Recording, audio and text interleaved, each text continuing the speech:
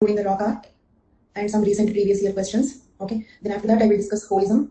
Okay. Then after that, Adish was having a Nirmal Kumar Bose doubt, or if you people have any more doubts. So that is today's program. Okay. And tomorrow's program is that recombinant DNA technology.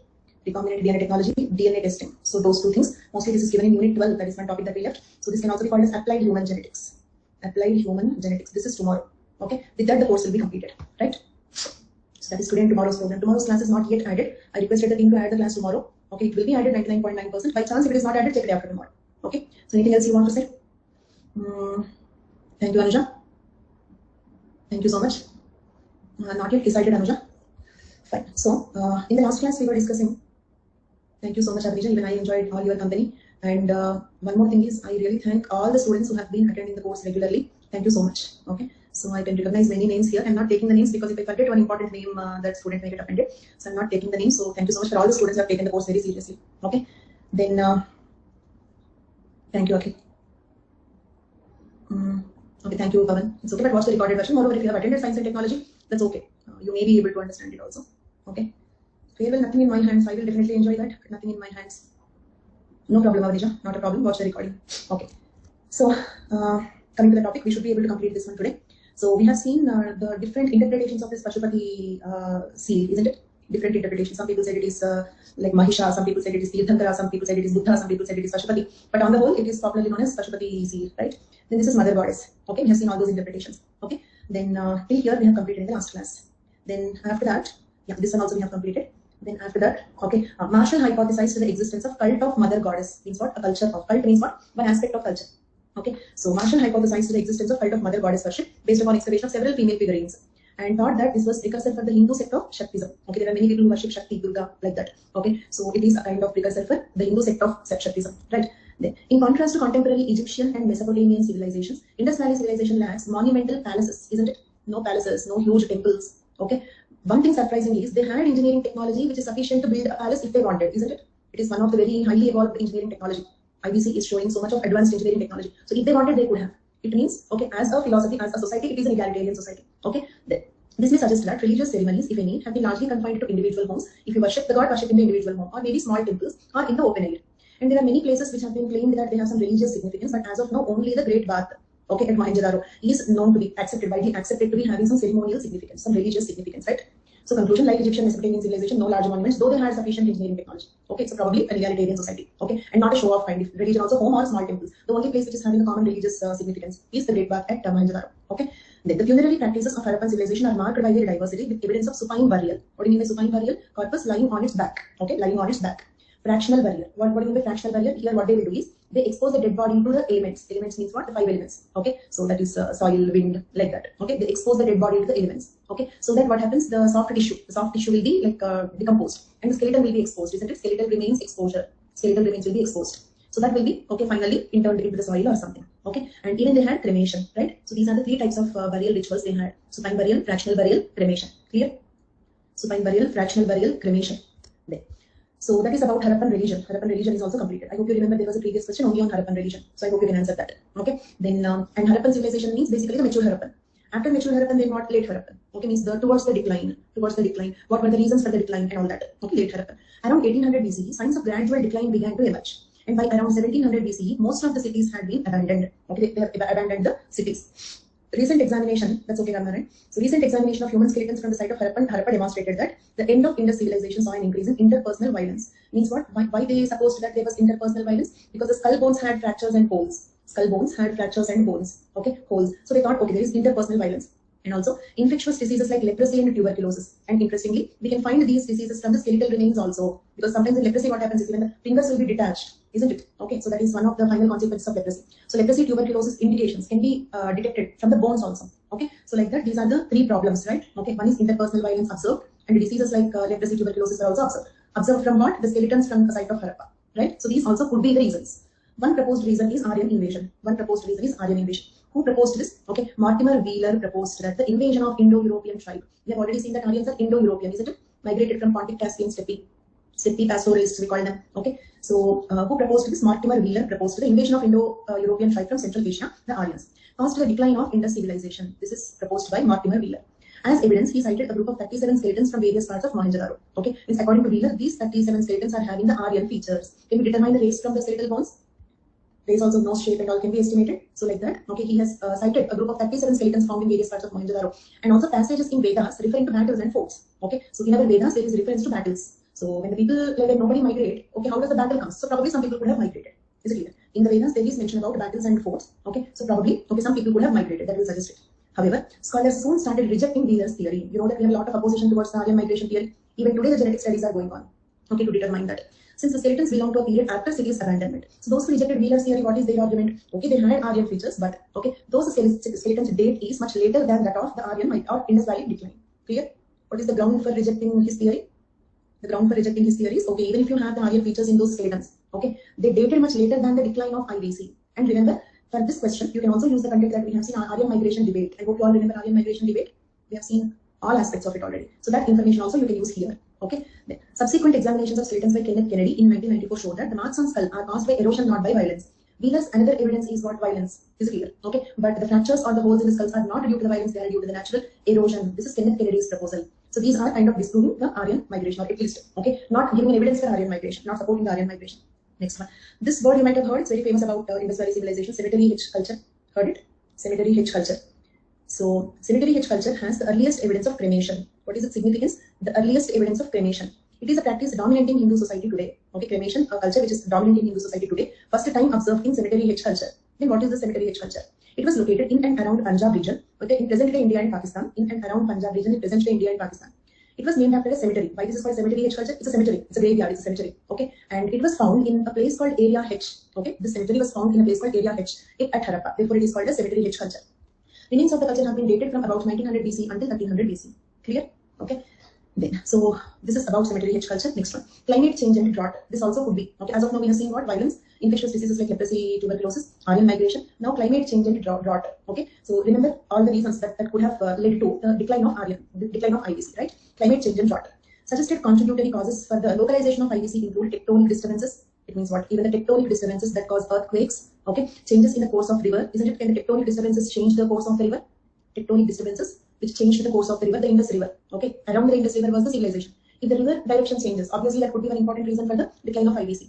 Okay, so tectonic disturbances that could have caused earthquakes or a change in the course of the river, and climate changes in the pattern of rainfall. Why changes in the pattern of rainfall? We have already seen that the monsoons are shifting southward. They continue to shift. Monsoons were shifting southward. Initial shifting helped the Indus Valley civilization, isn't it? The initial shifting.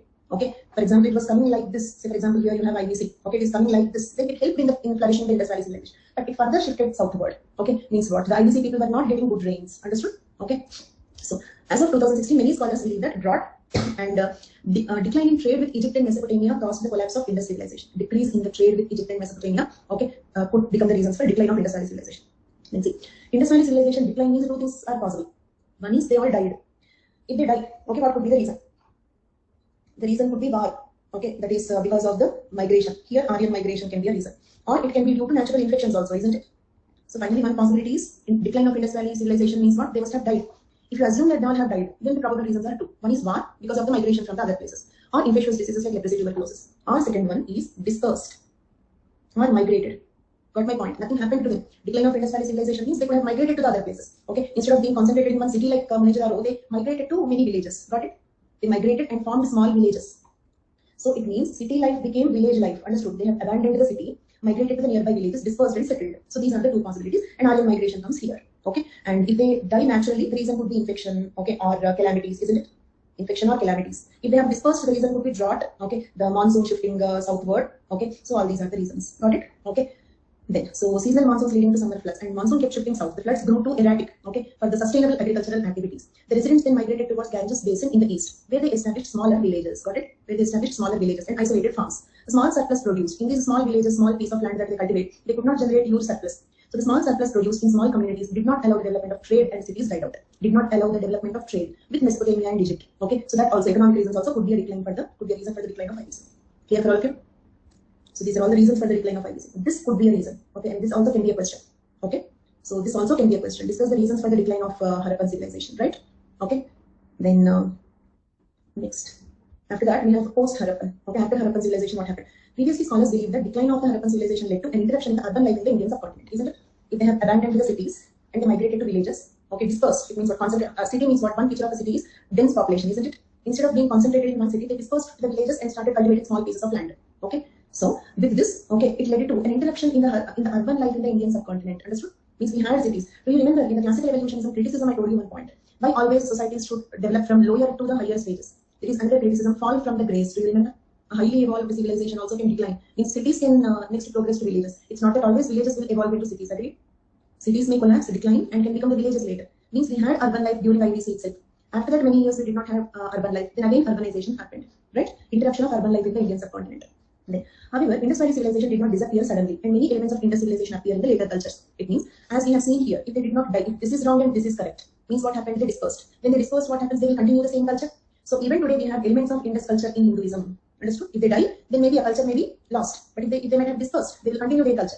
So some elements of IBC appeared in the later cultures also. So this is also kind of an evidence that probably it could be a dispersion or migration. In the aftermath of Indian civilization, that is after the Indus civilization, regional cultures emerged, isn't it? Instead of concentrating in one place, Mohenjo-daro or Harappa, regional cultures emerged because they dispersed, isn't it?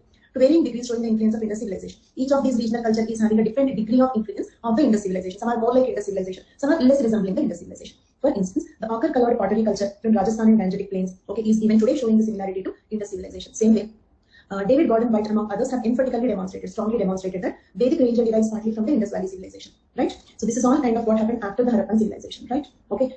So most of these things, that is Pashupati being today's Shiva or Buddha or Tirthankar, whoever he is, okay, let it be Shiva or Buddha or Tirthankar, whoever he is, it is indicating that they might have dispersed and continued the culture, isn't it? Because today we have all the three major religions. Okay, so these evidences suggest that the Shaktism today, okay, so all those things are that Yoni and Linga that we have seen yesterday, Phallus and Linga, right? Okay, so all those things are present even today. So probably they could have dispersed. It's not like they have died or something, something like that happened. So these are all the different things about the decline of Harappan. Clear? Let us cross check whether we can complete, whether we can write all these answers or not. Town planning, only town planning. Okay, then here only religion. These two are total IBC. Clear? 2 questions on total IBC. 2 questions more specifically. Done. So after this, we have to discuss the prehistoric rock art. Okay, the next topic and the last topic in archaeology. Okay, Paleolithic, Mesolithic, Neolithic, Chalcolithic, Bronze Age we have completed. Okay, and the last topic in archaeology is prehistoric rock art. Okay, actually the point is prehistoric period means what? Paleolithic, Mesolithic, Neolithic, Chalcolithic. Right? So this is called prehistoric. Bronze Age comes under, means IBC comes under what? Proto-history. Okay, IBC comes under proto-history. Okay, so prehistory is till the Stone Age. Chalcolithic is also Chalcos-lithic, isn't it? Chalcos means copper and stone. Okay, so till Chalcolithic it is called prehistory, and the topic is prehistoric rock art. Clear? Okay. So here the point is lower and middle Paleolithic stages. We did not discover any paintings. Clear? Probably they were not drawing they were not doing the rock art. Prehistoric rock art corresponding to lower Paleolithic and middle Paleolithic was not identified. Right? So what is the first stage? The earliest stage to which we know the rock art. The earliest stage to which we know the rock art. The upper Paleolithic. So, in the prehistoric rock art, we have to discuss upper Paleolithic, Mesolithic, and Chalcolithic art. Right? Okay. So these are the 3 things that we have to discuss. Prehistoric rock art. First, Paleolithic age art. Paleolithic age art. Do you remember one question we left in Paleolithic that was particularly focusing on rock art? Okay, that we are discussing here. Okay. Here also, for that question also, you cannot directly proceed with the rock art. First of all, you can write few points in general about Paleolithic. Okay. So, and then after that, instead of stone tools, you have to focus on rock art for that question. The prehistoric period in early development of human beings is commonly known as Old Stone Age or Paleolithic Age. The Paleolithic period divided into 3 phases: lower, middle, and upper. We did not get any evidence of painting from lower or middle Paleolithic age yet. Okay, it does not mean that definitely they did not make any rock art. They must have made. Probably these 3 did not discover it, isn't it? Okay, there is not. We don't have an evidence yet. As of now, we don't have evidence of lower Paleolithic and middle Paleolithic rock art. In the upper Paleolithic period, we see a proliferation of artistic activities. Proliferation means growth. Artistic activities have grown during the upper Paleolithic. Subjects of early work confined to simple human figurines. What they were drawing? Simple human figurines. Human activities. Geometric designs and symbols. Okay. Human figures, human activities, geometric designs and symbols. So these are all the things that they were, okay, drawing. Continuous occupation of caves from more than 60,000 to 1,000 years ago. Caves were occupied continuously from 60,000 years ago to just 1,000 years ago. Okay. Thus, it is considered as an evidence of long cultural continuity. Isn't it? This is indicating that the cultures continued. Okay. And here, this is a mention about Bhimbetka, isn't it? Bhimbetka consists nearly of 500 painted rock shelters in 5 clusters. And here, when we write about Bhimbetka, okay, you can write about that Vagankar discovery and all those points also you can write, who discovered it and all, but not the cultural formations. 8 cultural layers, top 3 Mesolithic, 4th one upper Paleolithic, 5th one middle Paleolithic, last 3 lower Paleolithic, not that one. That is about stone tools. This is about rock art. Okay, so but in Bhimbetka, the cultural formations, that is stratification is also studied, excavation also, plus at the same time rock art was also studied. This topic here is about the rock art. Okay, these rock shelters were discovered in 1957. One of the oldest paintings in India and the world was found in Bhimbetka. What is the specialty of Bhimbetka? Oldest paintings in the world, oldest paintings in India also were discovered in Bhimbetka. First, the Upper Paleolithic period. Paintings are linear representations, green and dark red. Huge animal figures, basically. Okay, I'll just try to give you a diagram. Take it. So starting here, not August, September. Okay, October 15th, I'm having a crash batch. November 1st, I will be starting the new batch anthropology. Okay, October 15th, crash batch. Crash batch is for the people who already completed the preparation. It's like a revision. Okay, so for freshers, it will be difficult to understand. November 1st, I will be starting a full-fledged batch once again. Okay, see, draw this one, draw this image, rock art, a few things I will give you here. Okay.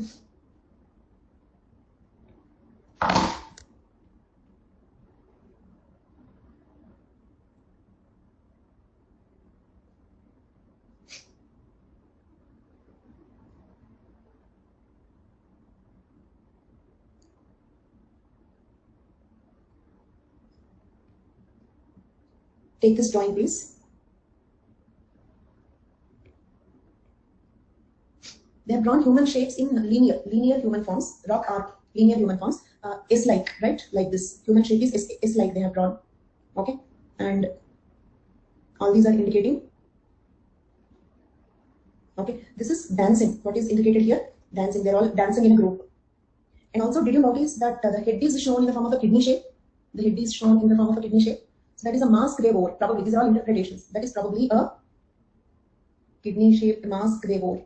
And when you see a circle near their mouth, the circle is indicating that they are singing. The circle is indicating that they are singing. See how to indicate that they are singing in a drawing. If it is a tape recorder, okay, we record the sound. How to draw the sound? Okay, so probably they could have indicated like this that they were singing and dancing. Okay, so human figures were drawn like this. This is one important drawing. Take it. Okay, and you can easily draw it also. And draw it in green color, because what they have done is war scenes and all they have drawn in red color. Happy scenes and all they have drawn in green color.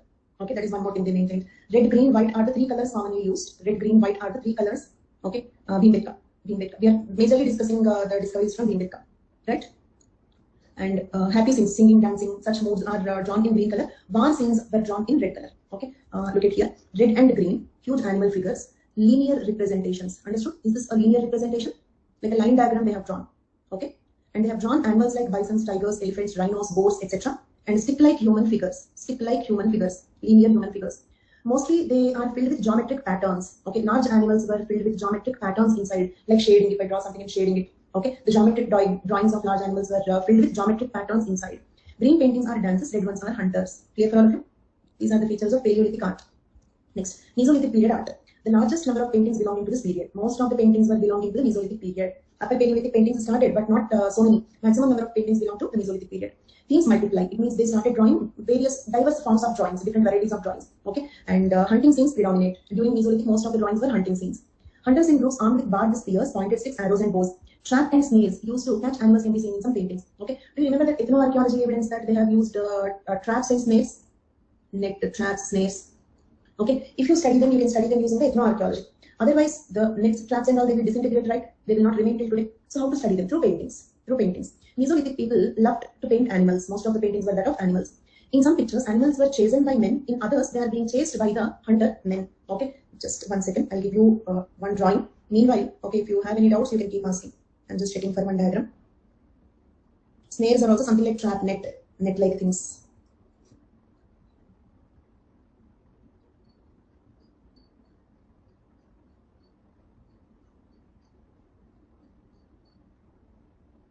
Just 1 second, I'm searching for some diagrams. Meanwhile, if you have any doubts, you can ask me.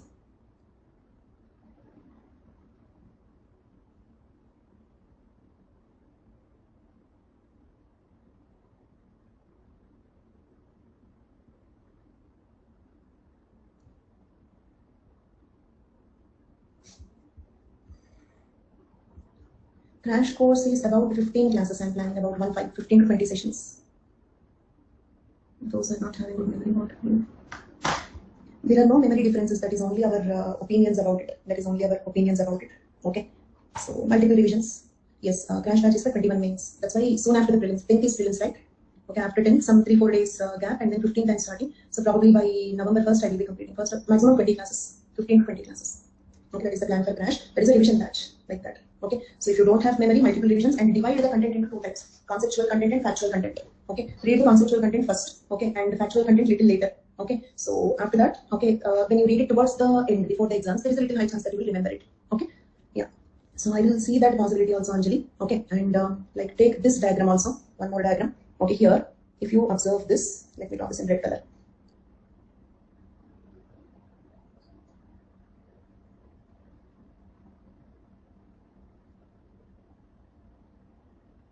Okay, he is a man who died, right? And the painting that I am drawing is this one. It's a hunting scene. Okay, it's a hunting scene. Hunters in groups, armed with barbed spears, pointed sticks, arrows, and bows. Okay. Then in some pictures, animals are chasing men. In others, they are being chased by the hunter men. Understood? In some pictures, the animals are chasing the men, and in some pictures, men are chasing the animals. Okay. The diagram not completed. Okay, just wait for me to complete, and then you can draw it, because I may have to erase it if I don't get it properly. Okay, just wait for a little while.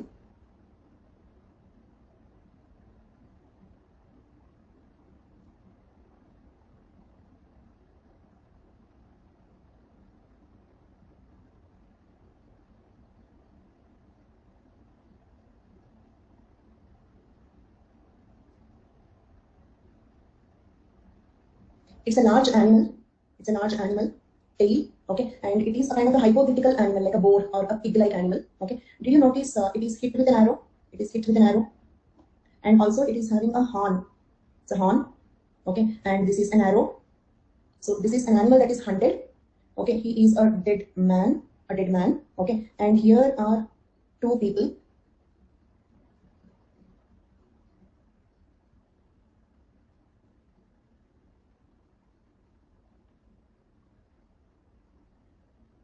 Did you notice I told you one point, they filled the drawings with some geometric patterns? This one and this one. Okay. This is a barbed spear or a stick. Okay, an arrow or a barbed spear or a stick that he is holding. For hunting, they went in a group. For hunting, they went in a group. Okay, I hope you have taken this drawing. Right? Okay. See, earlier the men were hunting the animal, isn't it? The men were chasing the animal. Okay, it was even hit with an arrow, but it did not die. Then it started chasing the men. It started chasing the men. And in these drawings, if at all there is any part of the drawing which is upward, north side, upward, it means it is back. Okay, and downward, it means it is front, because it was not a 3D thing. Okay, back means up. Okay, front means down. Understood? Below this means this is in front. The animal is chasing the men. Here the men were chasing the animal. Okay. So like this, they have drawn war scenes red color, happy scenes green color. Okay. There. So, and one more thing, I made a Telegram group today. Okay, I will be sharing the link with you tomorrow. Okay, so like actually I have more drawings which I have drawn, because drawing here with this pen is difficult. I have more drawings. I will upload the drawings in the Telegram channel. Okay, and further also you will keep getting notifications related to anthropology, science and technology, social issues. Okay, so all these topics, any current affairs or anything which I want to share, I will be I will try to post the things regularly. Don't know what happens, but regularly or irregularly you will get some content. Okay, most importantly, first these drawings I will upload in the Telegram channel. Okay. Okay, I'll share the link with you tomorrow. Right. All those diagrams will do. Okay. Yes, you can use it. Okay, NCERT diagrams also can be used. Any other diagrams, for example, you have Google search, but I have 5-6 more diagrams. I will share the diagrams in the Telegram channel. Okay, so it is like this. Can you see these diagrams?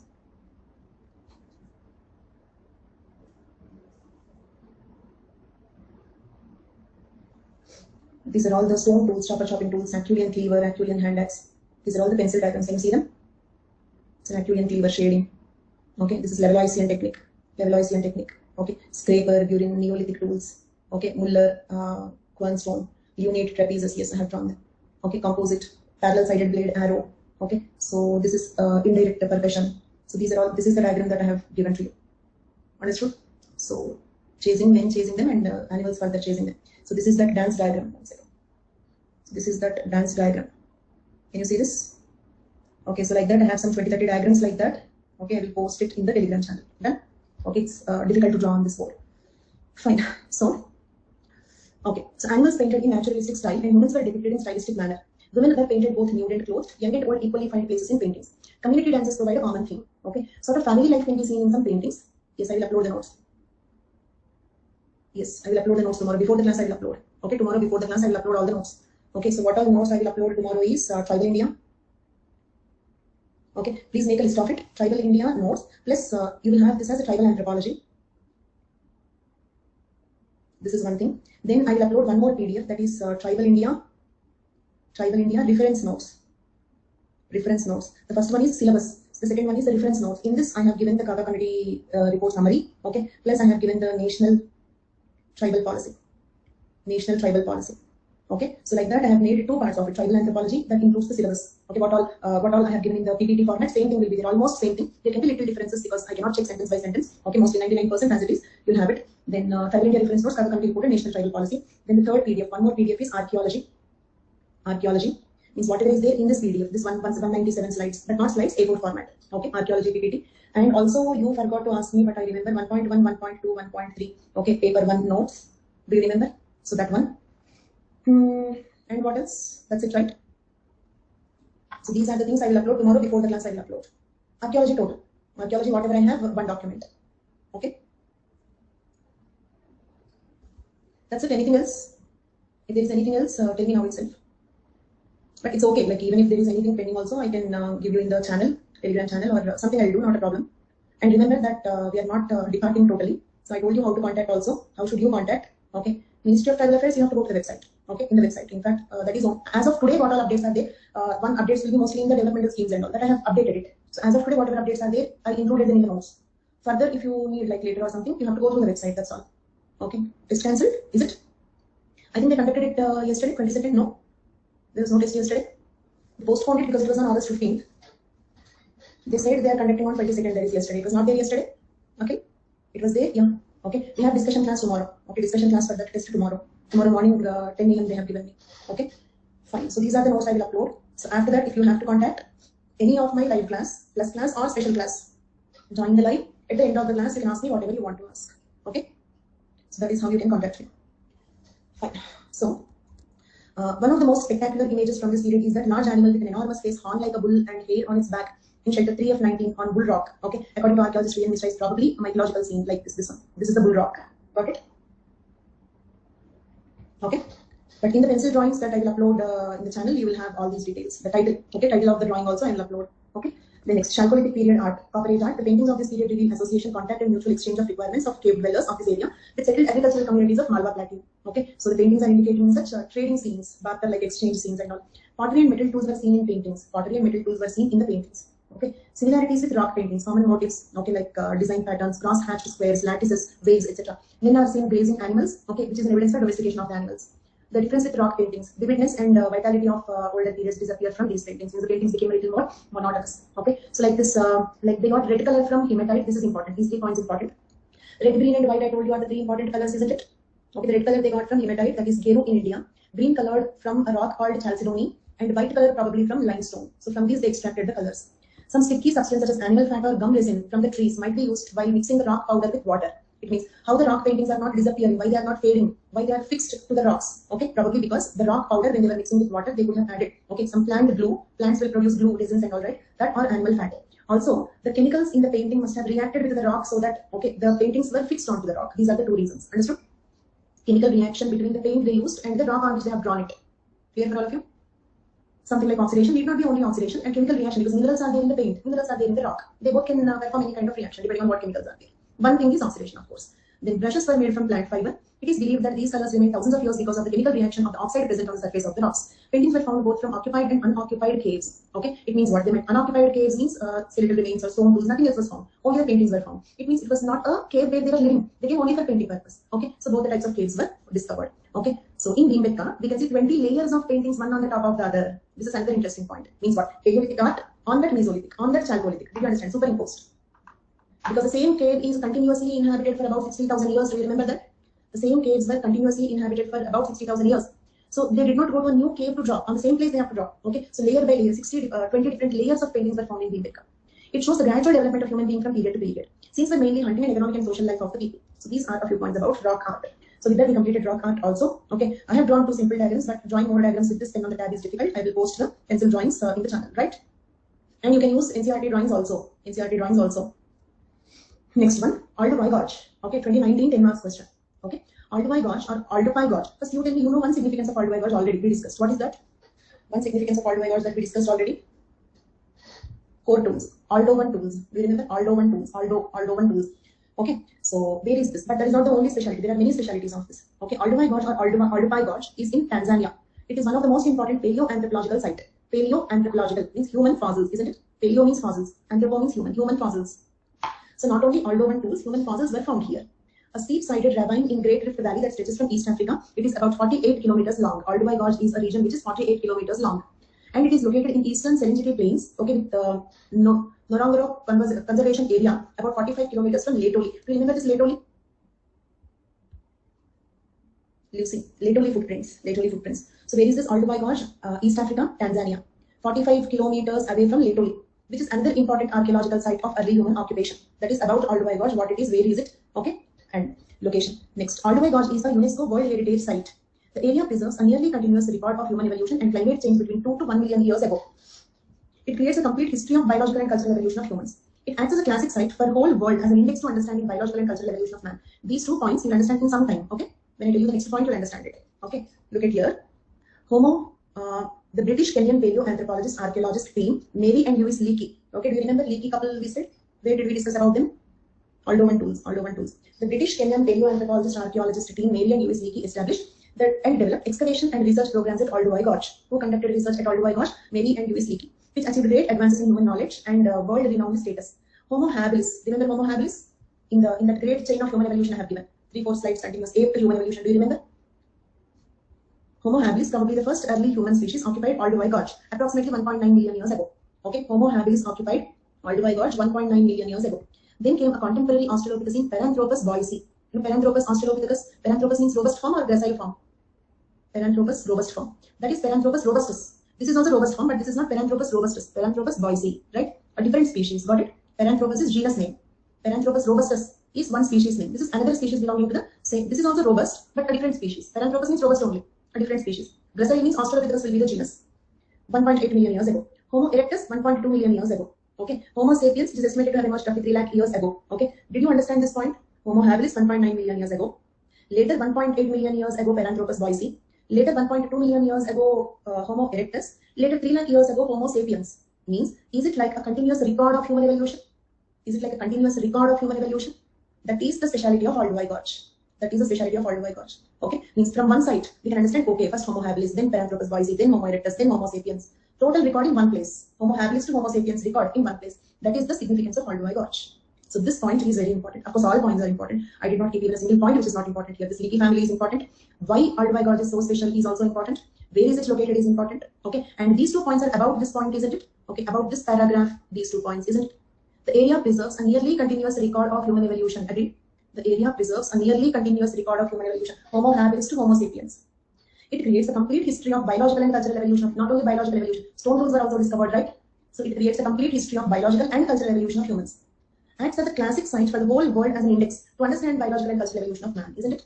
So from this paragraph, looking at this site, can the whole world understand the biological and cultural evolution of humans? Okay, so these 2 points are about the 4th point in this slide. Okay, so that is about Olduvai Gorge. So the point is, of course, it is important. Okay, if at all there are any such important sites, if at all there are any such UNESCO World Heritage sites, you can go through. But the point is, guessing it is impossible. Guessing maybe 100 sites you can by heart, but they can give you one more site. Okay, so I still feel guessing it is important. Of course, Natufian culture is important. Of course, Olduvai Gorge is important. But there are every site is having its own significance, one or the other significance, and there are countless sites in the world. Which one they may ask? Guessing it is impossible. So the easier strategy is, okay, prepare the syllabus thoroughly. Okay, it does not mean that you cannot study extra. Of course, okay. One simple point is, I told you what all I know. I told you what all I have. I have given you what all I have. Beyond that, if you have capacity, you can do any amount of work. I absolutely don't have any no to it, isn't it? If you can read 100 textbooks, who will say no for it? Any teacher will be happy about it. Okay, so if you can read so many websites and all that, you can do it. Okay, but the point is, in my opinion, guessing it is not possible. Okay, because they are important, but there are many such important things. Then after that, here we have the Natufian culture. This we have already completed, isn't it? With that, we discussed 32 previous questions from archaeology. 32 previous questions from archaeology. Okay, and not only that, Sivapithecus, Ramapithecus, ethno-archaeology also. If you mix more than 50 questions from archaeology, isn't it? 1.2, 1.3, paper 2 also, if you add more than 50-60 questions from archaeology. Okay, so one of the very important topics. Natufian culture we completed. This one. This is another question from 2019. Okay, so this is also kind of unexpected question in 2019. Discuss with examples the megalithic culture of India in archaeological context. Okay, because the question appeared, we are discussing today. But do you think can somebody guess that in 2019 megalithic culture question will be given? It's not there in the syllabus. It is unexpected. Okay, unexpected questions are unexpected. First, we have to accept it. For that, what we have to do? Okay, ready-made answer for all regular questions, so that you can give some thoughts. Some 5 minutes, you can calm down, you can think about it, you can manage answer, or something you can do with the unexpected questions. Okay, there. So, but okay, we don't know anything. The question was not expected. Obviously, most of the students did not prepare. But something megalithic means what's a large stone monument. Something related to that you should be able to write. Okay. So megaliths derived from the Latin meaning large stones are monuments which lasted from the Neolithic Stone Age to early historic period. Okay, actually, like the language meaning of the word megalithic means large stone monuments, isn't it? That is language meaning of it. But the megalithic culture is defined particularly in one way. Okay, what is the specific definition of it? Megaliths derived from Latin meaning large stones are monuments which lasted from Neolithic Stone Age to early historical period. Means this megalithic culture, okay, is from Neolithic period. Clear? The megalithic culture is from Neolithic period. Lasted till early historical period. Constructed either as a burial site, mostly, just like say for example we have Egyptian pyramids. What are the burial sites, isn't it? So constructed mostly as burial sites or commemorative. Okay, non-sepulchral. Okay, so what do you mean by this? Sepulchral means sad or gloomy, something related to death, burial site. Understood? Sepulchral means something related to sorrow, sadness, burial, negative mode. Okay. Non-sepulchral means what? In general, commemorative, to remember some activity, some incident, some person, something like that, but not a burial thing. Understood? Okay. So in the sepulchral means what? All of you, sepulchral means what? Sad, but here that is language meaning of it. In this context, it is something related to burial, death, demise. Okay. Non-sepulchral means what? Commemorative, but not on the occasion of death, to remember an event or to remember a person, something like that. Okay. So these megalithic structures are two types. Some are sepulchral, some are non-sepulchral. Got it? Okay. Then, so it can be an event or a person not on the occasion of, not related to the burial of the dead. Memorials. These structures are earliest surviving man-made monuments we know of. Right? Because the point is, for example, today we have any large stone structure that is not being called as megalithic. Megalithic is particularly defined, did you notice? From Neolithic and lasted till early history. So they are called megalithic. Not every large stone monument is megalithic culture. Got it? Every large stone monument is megalithic. That is a general meaning of it. But here there is a specific definition: Neolithic stone monuments. Okay. The burial sites are different types, such as dolmenoid cyst. This is a dolmenoid cyst. Okay. Clear for all of you? You can try to draw this one also. Yes, confined to India, megalithic culture of India. Okay, megalithic culture could be found elsewhere also. Okay, but what they have asked is megalithic culture of India. So dolmenoid cyst. What is dolmenoid cyst? Okay, image you have seen. Description: box-shaped stone burial chamber. Means inside this, it is a burial chamber. Got it? It's a burial chamber. Dolmenoid cyst. Next, cane circles. Cane circles. Look at here. This is a cane circle. Understood? Cane circle means what? Okay, stone circles with defined peripheries, stone circles, and cap stones, capstone. Look at here, this is a capstone, capstone. Two stones on that like a cap, capstone. What are they? Distinctive mushroom-shaped burial chambers found mainly in Kerala. Mushroom-shaped burial chambers. They are also burial chambers. Then next one, urn. Urn means a rounded vase, something like this. Okay, a rounded vase. And sarcophagus. Sarcophagus is a coffin. Okay, stone-made coffin. Got it? Containing mortal remains, was usually made of terracotta. Terracotta made coffin. Clear for all of you till now? So dolmenoid cyst, cane circles, capstones. These are all kind of sepulchral only. Okay, isn't it? Dolmenoid cyst and capstones are burial mounds. Okay, and here also a dead is buried here, and around the buried dead human being, stones were stamped. Clear? This is also related to burial only. Dead body buried at the center. Around the burial site, they arrange the stones. Non-sepulchral megaliths include memorial sites such as menhirs. Look at here. This is a menhir. A single stone, single long stone. Clear for all of you? Then, non-sepulchral megaliths include memorial sites such as menhir. Menhir means what? Long-standing stone. For all these words I have given in the brackets, what does it mean? Okay. In all these cases, the brackets include the meaning of that word. Go through that. Sepulchral meaning. Okay. Right? Cane circle meaning. Urn meaning. Okay. Sarcophagus meaning. In the brackets, it is all meanings of the words used. Menhir. What is a menhir? Long-standing stone. Constructing a menhir is one of the simplest thing man could have done, isn't it? Constructing a menhir is the simplest thing man could have done. The Neolithic man could have done. In India, the majority of megaliths belong to the Iron Age. Okay, though some sites precede the Iron Age, extending up to 2000 BC. Around 2,200 megalithic sites are found in Indian peninsula, concentrated in the states of Maharashtra, Karnataka, Tamil Nadu, Kerala, Andhra Pradesh, and Telangana. Okay, so megalithic sites are found in these places. Clear? This is about megalithic culture. Okay, Natufian culture over. Okay, so with that, archaeology completed. Archaeology completed. What all I have about archaeology, I have given. And I advise you to go through any one question to answer to the question format books for archaeology and tribal India. Okay, for archaeology and tribal India. Any one question and answer book, let it be anthropology simplified, anthropology demystified, or if at all one more book comes into the market, whatever you feel good, okay? Because you will get an estimation about what to do when you don't have enough content, okay, how to write the answer, okay, and how to draw the diagrams, map pointing, all these things you will get some idea, okay. For physical, social, Indian, notes is sufficient, okay. Even if it goes outside the notes, at least I don't know what more to refer, okay, I don't know what more to refer. But for archaeology and tribal India, these you can refer to any one such textbook, clear? Because archaeology and tribal India are so vast and they don't have boundaries, they can ask anything, okay. So it is better, okay, if there are any gaps, you can fill them in those books, clear? Anything else? Done. So archaeology completed, but please make sure that you will definitely go through one such question and answer book for archaeology, tribal India, very important, okay. And of course, you can go through the other parts also, but in the other parts, you may not need to add the concept. For example, for physical anthropology, okay, let us suppose you are reading anthropology simplified or anthropology demystified. For physical anthropology, if you find more content, you can even ignore it, okay, because the content we have is enough from the exam point of view. Social also, if you find one or two more points, it's not very important to add, okay, you can just go through the answer structure. But tribal India archaeology, the information is unending, just unending, okay. So it is not very wise to only depend on the notes for those two areas. I want to strongly tell you that, right? Next, we have to discuss, there is one topic, holism in anthropology. Do you remember? I said this was a previous year question also.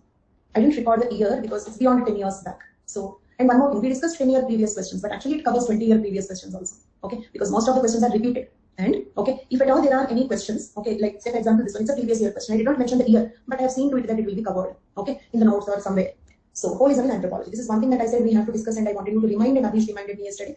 So let us discuss that, but not only holism, let us discuss the characteristic features of anthropology, okay, all characteristic features of anthropology. Most of them you know already, okay, let us see whether you know them already or not. The first characteristic feature of anthropology, and perhaps the most important of all, is its use of comparative method. You know this? In which topic we have seen? One particular thinker, he followed comparative method. Can you name the thinker? But he is only one thinker to name, but they are saying comparative method is very famous in anthropology. E.B. Tylor, do you remember? There are two methods of studying classical evolutionism. One is survivals. It means compare your present with your past, survivals. And second thing is compare to contemporary societies. Do you remember that? Like savagery, barbarism, civilization. Savagery, barbarism, civilization. Like that. Okay, you are comparing two societies to know whether all of them are following the same path or not. Able to recollect now? It's okay. Forgetting is natural. Don't worry. Okay, it's natural. It's not happening for you alone. Okay, but are you able to recollect this? Comparative method and survivals are the two methods of studying classical evolutionism. Okay, so one characteristic feature of anthropology is comparative method. Why comparative method? To draw generalization, isn't it? When you compare centenaries, then you will understand. Okay, today when we are in the level of civilization, for example, contemporary society, a Bakriwal tribe is in this level. Okay, we are a city, a Delhi, Mumbai city civilization. Okay, a Bakriwal tribe. Okay, still in the barbarism, because barbarism is this one, pastoralism, isn't it? Savagery, barbarism, civilization. Some very primitive tribe like centenaries is still at the level of savagery. So when you compare three societies, what did you understand? You have understood that all of them follow the same path, isn't it? So to make generalizations, do we have to compare different societies? If we have to make any generalizations, not only is classical evolutionism a generalization? Is classical evolutionism a generalization? Is every theory a generalization? Every theory is a generalization except postmodernism. Because we are in general, it is like that. There is nothing but a theory, isn't it? Okay. Then, so for all the theories, for anthropology, the important method is comparative method to draw the generalizations and through that understand the human nature. Is it clear? Second feature, field work. You know this already. Unit 8 research methods we have seen. I told you that those thinkers who did not do the field work were criticized to be the armchair anthropologists, isn't it? Then next one, it is both a science and a humanity. In the very introduction class, I told you this, right? And centrality of the culture concept, isn't it? Centrality of the culture concept means what? Culture is the most important topic of study for anthropology. Post-modernization is also there. Yes, yes. Okay. Then, so did I tell you that culture is the most important topic in anthropology? That's why beyond syllabus also in Unit 2 culture we have seen so many terms. And then if you observe throughout Unit 6, okay, all theories are about culture. I highlighted that point. Next, anthropology is holistic. So these are the characteristic features of anthropology. Now elaborating on the last feature, isn't it? Remaining all features we have elaborated in one place or the other. Okay. And you can also write cultural relativism. Cultural relativism. Dearer to anthropologists, isn't it? That is also a characteristic feature of anthropology. Now let us see what is holism. Simple. This also you know, but you don't know that is holism. That's all. Definition. Holism is the idea that all properties of a given system, and the system can be physical, okay, means what it can be a thermodynamic system, or it can be a biological system like an organism, or a chemical system, or a social system like a society. Okay, any system. It can be physical, biological, chemical, social, etc. Understood? Holism is the idea that all properties of a given system cannot be determined or explained by its component parts alone, isn't it? For example, take biological thing. Okay, is human being the liver plus kidney plus heart plus brain plus all these organs together, will it be human being? Did you hear the saying that the whole is other than its parts? Did you hear the saying? Or the whole is other than or greater than. The saying is found in these two formats. Okay, have you ever heard about it? Okay, so the whole is other than its parts means what? Okay, for example, presently we are also making 3D organ printing also came. We are able to manufacture all the organs, right? Almost all organs of the human body we are able to manufacture. Okay, of course, brain and all, 1 or 2 organs we still could not manufacture. Okay, but let us assume if you can make all organs of the human body, okay, can you make a human being? Or let us suppose you take a cycle, okay, the loose parts of, say for example, if I take the 2 wheels, okay, or a stick, okay, and a handle, okay, and a horn, okay, together will it become a cycle? No, the last class when I was rescheduling, I rescheduled by mistake. Tomorrow is the last class. Okay, if you notice only one class somewhere 24 or that June also not 22, 24 June or something. That was added by mistake, ignore that. Okay, there is no provision of deleting them from my side, so that is there. So don't get confused, tomorrow is the last class. Clear? So just all of you respond to this once. If you just keep the 2 wheels, a stick, a seat, okay, a seat, okay, and a horn, all these together, is it equal to a cycle? Is it equal to a cycle, or cycle is more than the sum of the parts? So the whole is greater than something more than the sum of its parts. Same way, a human being is not a liver plus kidney plus heart plus brain. Agreed? All organs together, it is not human being. Okay, human being is much more than that. For example, how do you describe? Okay, we speak about emotions, heart, and all that, right? Okay, so man ki baat. Okay, kaha hai ye man? Okay, do you understand my point? Okay, we know brain, we know heart. Okay, where is this part that we always speak about when we speak about the emotions? We don't know. We say soul. Okay, we say soul. Where is the soul? We don't know. What is the nature of the soul? We don't know. Isn't it? So there are many. We say life. He is a dead. Okay, even if we said all the parts are there, so what is going during the death? We don't know. So there is much more than the sum of its parts, isn't it? The whole is greater than the sum of its parts. Agreed? Same way, okay, a society is not just marriage plus family plus kinship plus religion. A society is an interaction between all these things. Society is a whole, which is greater than the sum of its parts. Understood? That is nothing but holism. Clear for all of you? We are about to complete in 10 minutes. Please keep responding. Okay. So holism is the idea that all properties of a given system cannot be determined or explained by its component parts alone. Instead, a system as a whole determines how the parts behave, isn't it? Human being as a system, human body as a system determines how the kidney, liver, pancreas, and all will behave, right? Because if they're out of the human body, they don't behave like that. If the brain is out of the human body, it will not behave like that. So who is determining the parts? The whole is determining the parts. So this is the definition of holism. Clear? Okay. So anthropological context. Again, who is that the most important thinker who gave holism concept? Franz Boas. Remember historical particularism, is it not holism? Historical particularism. What is historical particularism? Take one particular trait, and that trait can be due to evolution or diffusion or a particular historical context or environmental material conditions, isn't it? Do you remember we have seen a list of possible things responsible for that trait? One particular culture trait. I'm just briefly revising what is this historical particularism. Take one particular culture trait, okay, and analyze its history. Okay, by analyzing its history, what do we understand? How it came into being, isn't it? Probably this trait would have been evolved, possible or not, or diffused, isn't it? Or due to an ecological condition, or due to, okay, a material thing like technology, or it can be due to a particular historical context like a war or something, okay? Because if, for example, post-World War, the Japan culture changed, isn't it? So that is because of a historical context. It can be a war or something. So these are all the possibilities for the existence of this trait, okay? It means we are not focusing on one thing, we are looking at the whole scenario, isn't it? So that is how Franz Boas is the person who introduced holism concept to anthropology. Franz Boas pioneered the approach of historical particularism that emphasizes disciplines holism. His quest for holism was directly responsible for American anthropology going forward from its European progenitors. American anthropology is much advanced when compared to European anthropology, when compared to British thinkers. Most of the thinkers in anthropology are American thinkers, isn't it? Okay, so why American anthropology developed further when compared to the British anthropology or European anthropology is because of the concept of holism. Holism is the perspective on human condition that assumes that mind, body, individual, society, and environmental interdependence, and even define one another. They all define and influence one another. So that is called, just like will our heart influence kidney, kidney influence heart? Are they both independent? So that is the reason why when we study anthropology, it emphasizes on the point that don't study only one thing. I'll give you one example for this. Sally Engel Merry, an anthropologist, got a call from a radio show asking her to talk about a recent incident happened in Pakistan that resulted in a gang rape of a young woman authorized by local tribal council. Gang rape of a young woman. The rape authorized by the council. Do you remember Khar Panchayats and all? The Panchayat gives a punishment. She's a bad girl, now she must be gang raped. That is a punishment given by the Panchayat. Like that. Okay. She explained it to them that it was an inexcusable act and the rape was probably connected to local political struggles and class differences, isn't it? Often who are the girls who are raped? Of course, it's the rich are not completely protected against it. Who are more subjected to the sexual atrocities? In India, Dalit women and poor women are of lower social strata, more sufferers of the sexual assaults and all that. This relates to holism because gang rape was authorized by higher authorities because it is a cultural norm for socially higher class men to feel more empowered over the women, isn't it? Because here she studied a rape from the stratification viewpoint. Is it an example for holism? Rape cannot be understood simply as a sexual desire. It has something to do with sexual stratification. It has something to do with patriarchal tradition. Agreed?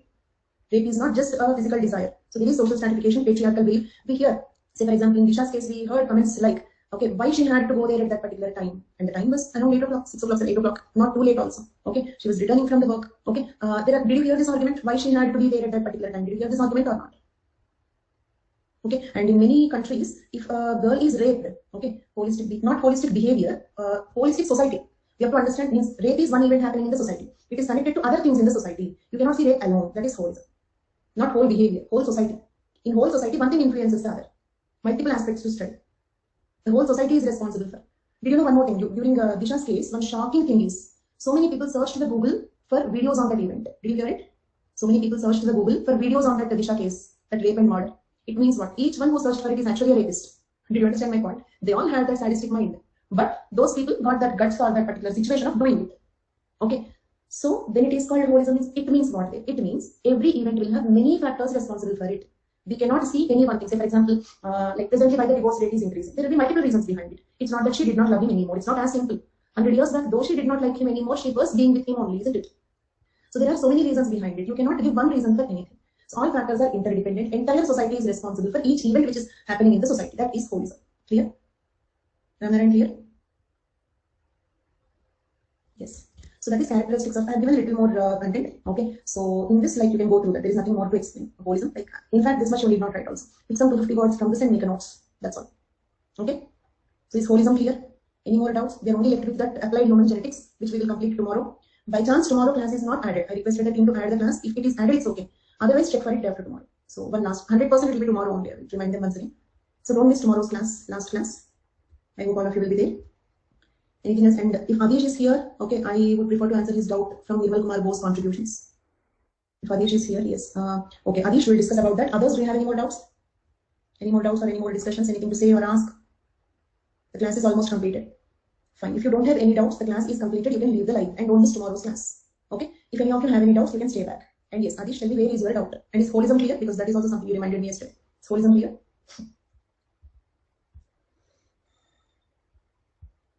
This pick and all is difficult, so I brought it. You please tell me this slide or next one. Where should I go? Among his major works. This one. Yeah. Okay. So here, what is your doubt? This one. Among his major works is the study of peasant life in India, farmers' life in India. Okay. Based on a wide study with data collected from 311 out of 322 districts of India. So from that, he has written peasant life in India. Is this clear? Here he comments on considerable interpenetration in material culture of rural India. Okay. This is the sentence you have doubt. Okay. So here he comments on considerable.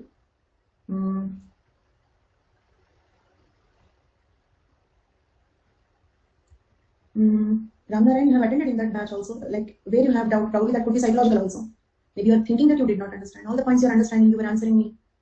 So that can be sometimes what happens is when it is very new for us. When it is very, for example, if you teach me mathematics, even if I understand it, I will feel like something is not clear. I will not get complete satisfaction because it's a decades of tuning that I don't know mathematics. It's a decades of tuning. Okay, so that could be just psychological. You're understanding, you're able to answer all the questions. Don't think in that direction. Okay, and you're attending the classes, listen them more seriously. If needed, watch the recorded classes once again. Okay, if needed, watch the recorded classes once again. Whatever place this part is not clear, watch it again. Not the total unit 9. Wherever it is not clear, watch it again. Okay, yes. Here he comments on considerable interpretation of material culture of rural India. Interpenetration means something similar to the holism. One aspect penetrating into the other aspect. One aspect influencing the other aspect. Got it? Considerable interpenetration. One aspect penetrating into the other aspect, or one aspect influencing the other aspect. Similar to the holism concept. Okay, in the material culture of rural India. Then, on the whole, independent of language as well as physical types. Independence of language as well as physical types. I don't know. Okay, this point, even I'm not very clear about it, but interpenetration point is something related to. It's a statement by him. That's a statement by him. Okay. I'll give you time, Ramnarayan, but best thing is identify the recorded, like you have unit numbers and all. So identify that class and watch that part again. That will be better. Consider that one also. So on the top of it, if you have any doubts, I will clear. Ask me towards the end of the class. End of the class, I will definitely clear. Okay, not in between the class. Right? And now it is only half of the unit 9 completed in paper 2. So listen every point carefully. Okay. So wherever you have doubts on the same day also after the class, you keep asking me. Don't pile up. Because so many questions at a time. Because see, these classes will be available in recorded format also. They will be available for 2 hours. Okay. 2 years they will be available each recorded batch. Okay. So it's little, I will have a little stress in my mind that when others watch it, it will look very odd or something like that. So each class also, after the class, you can consider asking me the doubts. Don't pile up too many doubts. So that it will be highlighted that a personal class for one hour. So it won't be very proper. So please don't pile up the doubts. But surely any doubt you get, I will answer it. Not a problem. Okay. So, Adish, clear? Fine. So tomorrow we will complete that applied human genetics. With that, the course will be completed. And that's all for today's class. Thank you all so much. Thank you so much. Bye bye. Theories in batch according to the second batch. It will be roughly on the September 1st only. Okay, check it once. Mostly it will be September 1st only. Anuja, you can attend, Anuja. Mostly the same date. Okay, then that's all for today's class. Thank you. Bye bye.